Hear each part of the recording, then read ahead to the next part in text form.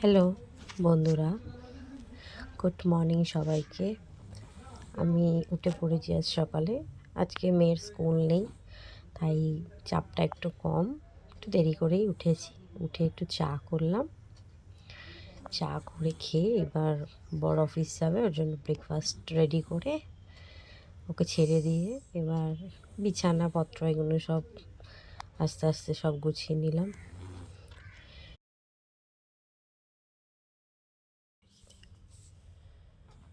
বিছানাটা করে নিয়ে খেতা কম্বল, শীতকালে তো প্রচণ্ড বিছানায় খেতা কম্বল পড়ে থাকে, সেগুলো গুছিয়ে আমার রেডি হয়ে গেল।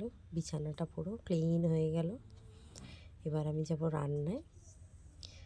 আজকে হালকাই রান্না, একটু ডাল করব, একটু আলু ভাজা করব, পেঁয়াজ কলি আলু ভাজা, আর ওখানে একটু